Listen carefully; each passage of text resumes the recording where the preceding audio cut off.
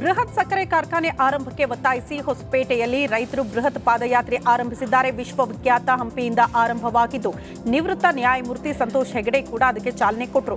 ರಾಜ್ಯ ಕಿಸಾನ್ ಜಾಗೃತಿ ಸಂಘದ ವತಿಯಿಂದ ಪಾದಯಾತ್ರೆ ನಡೀತಾ ಇದ್ದು ಸಕ್ಕರೆ ಕಾರ್ಖಾನೆ ಬಗರ್ ಹುಕುಂ ಸಾಗುವಳಿದಾರರಿಗೆ ಭೂಮಿ ಹಸ್ತಾಂತರ ಸೇರಿದಂತೆ ವಿವಿಧ ಬೇಡಿಕೆಗಳ ಈಡೇರಿಕೆಗಾಗಿ ಪಾದಯಾತ್ರೆ ನಡೀತಾ ಇದೆ. ಪಾದಯಾತ್ರೆಯಲ್ಲಿ ಮರಿಯಮ್ಮನಹಳ್ಳಿಯ ಮಲ್ಲಿಕಾರ್ಜುನ ಶ್ರೀಗಳು, ಗರಗ ನಾಗಲಾಪುರದ ಒಪ್ಪತ್ತೇಶ್ವರ ನಿರಂಜನ ಶ್ರೀಗಳು ಹಾಗೂ ಕರವೇ ಕಾರ್ಯಕರ್ತರು ಸೇರಿದಂತೆ ವಿವಿಧ ಸಂಘ ಸಂಸ್ಥೆಗಳ ಮುಖಂಡರು ಕೂಡ ಭಾಗಿಯಾಗಿದ್ದರು.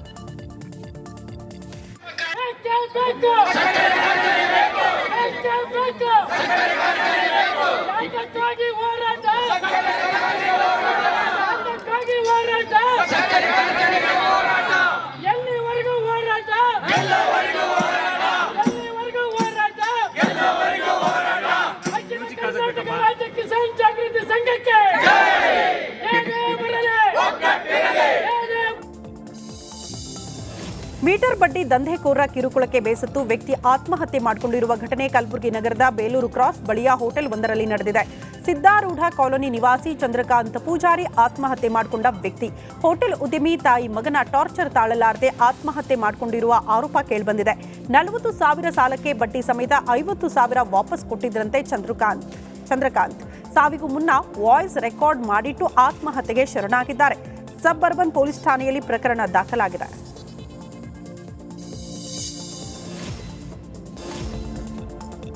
ಯಾದಗಿರಿಯಲ್ಲಿ ಕುಡಿಯುವ ನೀರಿನ ಸಮಸ್ಯೆ ಬಗ್ಗೆ ಸುದ್ದಿ ಮಾಡಿಸಿದ್ದಕ್ಕೆ ಪಂಚಾಯಿತಿ ಸದಸ್ಯೆ ಪತಿಗೆ ಪಿಡಿಒ ಆವಾಜ್ ಹಾಕಿದ್ದ ಪಿಡಿಒರನ್ನ ಅಮಾನತು ಮಾಡಲಾಗಿದೆ.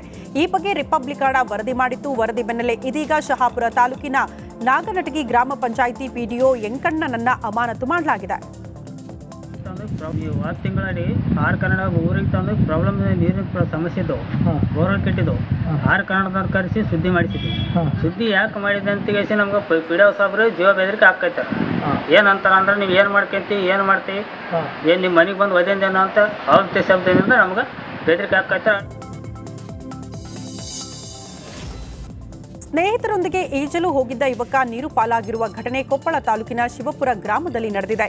ಬೂದಗುಂಪ ಗ್ರಾಮದ ಯುವಕ ಮಹೇಶ್ ಮೃತ ದುರ್ದೈವಿಯಾಗಿದ್ದಾರೆ. ಭಾನುವಾರ ಗೆಳೆಯರ ಜೊತೆಗೆ ಈಜೋದಕ್ಕೆ ಹೋಗಿದ್ದ ಮಹೇಶ್ ಶಿವಪುರ ಕೆರೆಯಲ್ಲಿ ಮುಳುಗಿ ಸಾವನ್ನಪ್ಪಿದ್ದ.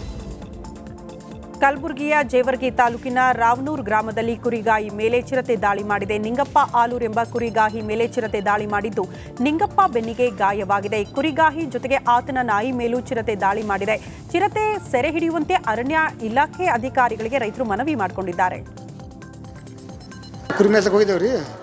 ಕುರಿ ಮೇಸಕ್ಕೆ ಹೋಗೋಣ ಚಿರತೆ ಮಾಡಿಬಿಡ್ತೀವಿ, ಹಂಗೆ ಬಂದು ಅಟ್ಯಾಕ್ ಮಾಡ್ತೀವಿ. ಮೆಕ್ಕೆಜೋಳದಾಗಿತ್ತು ಅದು. ಅವು ನಾಯಿ ಪಾಯಿ ಇದ್ವಲ್ಲ, ನಾವು ನಾಯಿ ನೋಡೋಕ್ಕೆ ನನ್ನ ಕಡೆ ಬಂದುಬಿಡ್ತೀವಿ. ಅವು ಬಂದಕ್ಕೆ ಹಂಗೆ ಅಟ್ಯಾಕ್ ಮಾಡೋಕ್ಕೆ ಹಂಗೆ ಬಂದು ಹಿಡೋದಕ್ಕೆ ನನ್ನ ಕೈಯಾಗ ನಾ ಕುರಿ ಮುಂದೆ ಮೇಸ್ಕೊತ್ತು ಕುಡ ಹಿಡ್ಕೊಂಡು ಕೂತಿದ್ದೆ ರೀ. ಅದು ಮನೆಗೆ ಹೋಗ್ಬೇಕಂತೇಳಿ ಹಂಗೆ ಬಂದು ಅದು ಹಂಗೆ ಬಂದು ಅಟ್ಯಾಕ್ ಮಾಡ್ತಾ ಕುಡಿದ್ರೆ ಒಂದೇಟು ಹೊಡೆದು ನನಗೆ ನಾ ಅಕ್ಕ ಹೊಡೆದ್ಗಳೇ ಬಿಟ್ಟಿಗೆ ಓಡಿ ಹೋಗ್ಬಿಡ್ತು. ನಾ ಸುಂದಕ್ಕೆ ಅಲ್ಲಿ ಹೊತ್ಕೊಂಡು ಬಿದ್ದೆ ನಾನು. ಆಗಿದೆ ಸರಣಿ ಸಭೆಗಳನ್ನ ಮಾಡ್ತಿರುವಂತಹ ವಿಜಯನಗರ ಜಿಲ್ಲಾಡಳಿತ ಡಿಸಿ ಎಂಎಸ್ ದಿವಾಕರ್ ಹಾಗೆ SP doctor Shri Haribabu BL ನೇತೃತ್ವದಲ್ಲಿ ಹಂಪಿ ಭಾಗದ ಕಡ್ಡಿರಾಂಪುರ, ಕಮಲಾಪುರ, ಹೊಸ ಹಂಪಿ ಸೇರಿದಂತೆ ಆಟೋ ಚಾಲಕರು, ಪ್ರವಾಸಿ ಮಾರ್ಗದರ್ಶಿಗಳ ಜೊತೆ ಸಭೆ ಮಾಡ್ತಾ ಇದೆ. ಯಾವುದೇ ಅಹಿತಕರ ಘಟನೆಗಳು ನಡೆಯದಂತೆ ಜಿಲ್ಲಾಡಳಿತ ಕಟ್ಟೆಚ್ಚರವನ್ನ ವಹಿಸ್ತಾ ಇದೆ.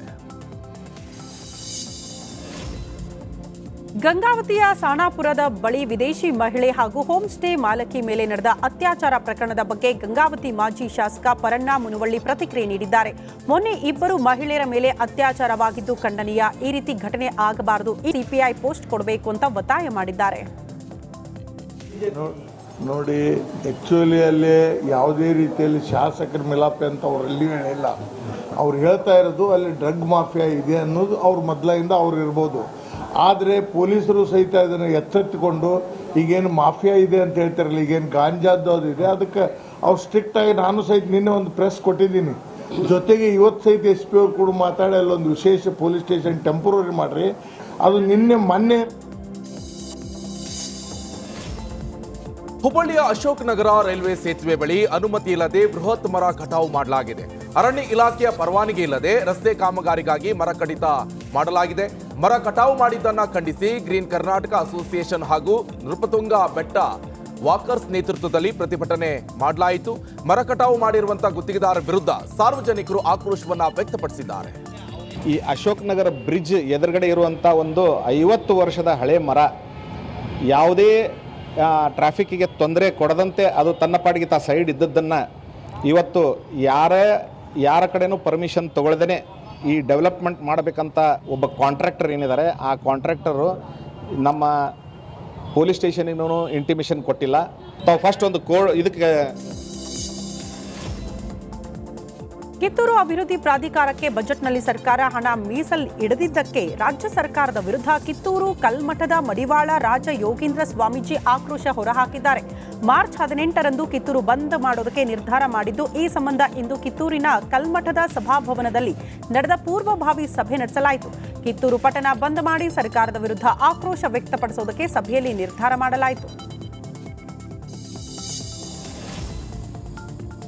ಧಾರವಾಡದ ಹೊಸ ಯಲ್ಲಾಪುರ ಬಡಾವಣೆಯಲ್ಲಿರುವಂತಹ ಘನತ್ಯಾಜ್ಯ ವಿಲೇವಾರಿ ಘಟಕದಲ್ಲಿ ನಿನ್ನೆ ಬೆಂಕಿ ಕಾಣಿಸಿಕೊಂಡಿತ್ತು. ಇದೀಗ ಬೆಂಕಿ ನಿಂತರೂ ಕೂಡ ಹೊಗೆ ಮಾತ್ರ ಕಡಿಮೆ ಆಗಿಲ್ಲ. ಕಸದ ಹೊಗೆಯಿಂದಾಗಿ ಸುತ್ತಮುತ್ತಲಿನ ಜನರು ಬಾಗಿಲು ಹಾಕಿ ಕುಳಿತುಕೊಳ್ಳುವಂತಹ ಪರಿಸ್ಥಿತಿ ನಿರ್ಮಾಣ ಆಗಿದೆ. ಸದ್ಯಕ್ಕೆ ಬೆಂಕಿ ಕಡಿಮೆ ಆಗಿದ್ದು, ಬಿಸಿಲು ಹೆಚ್ಚಾದಂತೆ ಮತ್ತೆ ಬೆಂಕಿ ಹೆಚ್ಚಾಗುವ ಸಾಧ್ಯತೆ ಇದೆ. ಭಾರತ ರತ್ನ ಮಾಜಿ ಪ್ರಧಾನಮಂತ್ರಿ ಅಟಲ್ ಬಿಹಾರಿ ವಾಜಪೇಯಿ ಅವರ ಜನ್ಮ ಶತಮಾನೋತ್ಸವ ಅಭಿಯಾನದ ಅಂಗವಾಗಿ ಬೀದರ್ ನಗರದಲ್ಲಿ ಬಿಜೆಪಿ ಜಿಲ್ಲಾ ಘಟಕದಿಂದ ವಾಕ್ ಮ್ಯಾರಥಾನ್ ನಡೆಸಲಾಯಿತು.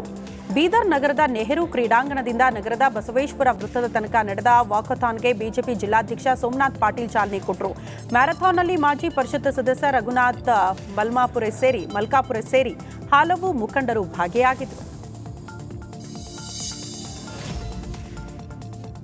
ವಿಜಯಪುರ ಜಿಲ್ಲೆಯ ಆಲಮಟ್ಟಿಯ ಕೆಬಿಜೆಎನ್ಎಲ್ ಕಚೇರಿ ಎದುರು ವಿವಿಧ ಬೇಡಿಕೆಗೆ ಆಗ್ರಹಿಸಿ ಬಿಜೆಪಿ ಮಂಡಲ ವತಿಯಿಂದ ಪ್ರತಿಭಟನೆ ನಡೆಸಲಾಯಿತು. ಮಾಜಿ ಸಚಿವ ಕೆಎಸ್ ಬೆಳ್ಳುಬಿ ನೇತೃತ್ವದಲ್ಲಿ ಪ್ರತಿಭಟನೆ ನಡೆದಿದ್ದು, ತೆಲಗಿ, ಗೋಳಸಂಗಿ, ವಂದನ, ಬೇನಾಳ ಗ್ರಾಮದಲ್ಲಿ ನೀರಾವರಿ ವಂಚಿತರಾಗಿರುವಂತಹ ಜಮೀನುಗಳಿಗೆ ನೀರಾವರಿ ಸೌಲಭ್ಯ ನೀಡಲು ಒತ್ತಾಯ ಮಾಡಿದ್ದಾರೆ. ತೆಲಂಗಾಣ ರಾಜ್ಯಕ್ಕೆ 10 ಟಿಎಂಸಿ ನೀರು ಹರಿಸಿದ್ದು ಇಲ್ಲಿನ ಅನ್ನದಾತರಿಗೆ ಅನ್ಯಾಯ ಆಗಿದೆ ಅಂತ ರಾಜ್ಯ ಸರ್ಕಾರದ ವಿರುದ್ಧ ಆಕ್ರೋಶ ವ್ಯಕ್ತಪಡಿಸಿದ್ದಾರೆ. ಒಟ್ಟು 5 ವಿವಿಧ ಬೇಡಿಕೆಗಳನ್ನು ಈಡೇರಿಸುವಂತೆ ಆಗ್ರಹಿಸಿ ಪ್ರತಿಭಟನೆ ನಡೆಸಲಾಗಿದ್ದು, ಕೆಬಿಜೆಎನ್ಎಲ್ ಅಧಿಕಾರಿಗಳ ಮನವಿಯನ್ನ ಸಲ್ಲಿಸಿದ್ದಾರೆ. ಮಂಡಳ ಭಾರತೀಯ ಜನತಾ ಪಾರ್ಟಿ ವತಿಯಿಂದ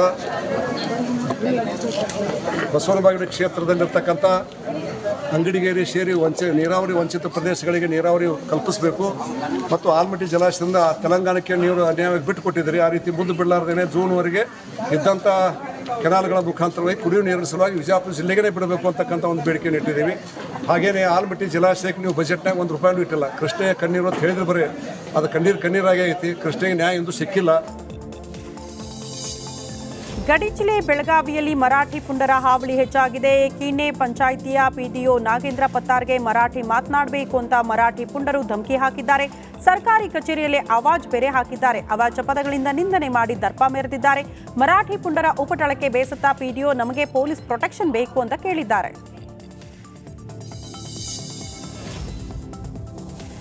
ಬೆಳಗಾವಿ ತಾಲೂಕಿನ ಕಿಣೆಯ ಪಂಚಾಯತ್ ಪಿಡಿಒ ಮೇಲೆ ಮರಾಠಿ ಪುಂಡನ ದರ್ಪ ವಿಚಾರಕ್ಕೆ ಕರವೇ ಆಕ್ರೋಶವನ್ನ ವ್ಯಕ್ತಪಡಿಸಿದೆ.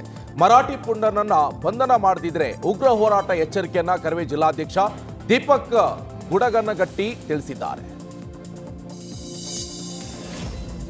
ಧಾರವಾಡದ ನವಲಗುಂದ ತಾಲೂಕಿನಲ್ಲಿ ಸಾಲಬಾಧೆ ಹಿನ್ನೆಲೆ ವಿಷ ಸೇವಿಸಿ ಆತ್ಮಹತ್ಯೆಗೆ ಯತ್ನಿಸಿದ್ದ ರೈತ ಸಾವನ್ನಪ್ಪಿದ್ದಾರೆ. ಬೆಳವಟಗಿ ಗ್ರಾಮದ ಸುನಿಲ್ ನಿಂಗಪ್ಪ ಕುರಹಟ್ಟಿ ಆತ್ಮಹತ್ಯೆ ಮಾಡಿಕೊಂಡ ರೈತ. ನವಲಗುಂದ ಕರ್ನಾಟಕ ಬ್ಯಾಂಕ್ನಲ್ಲಿ 3 ಲಕ್ಷ ಬೆಳೆ ಸಾಲ ಹಾಗೂ ಕೈಗಡವಾಗಿ 2 ಲಕ್ಷ ಸಾಲವನ್ನ ಸುನಿಲ್ ನಿಂಗಪ್ಪ ಮಾಡಿಕೊಂಡಿದ್ರು. ಸರಿಯಾಗಿ ಬೆಳೆ ಬಾರದ ಹಿನ್ನೆಲೆ ಮನನೊಂದು ನಿನ್ನೆ ವಿಷದ ಗುಳಿಗೆ ಸೇವನೆ ಮಾಡಿದ್ರು.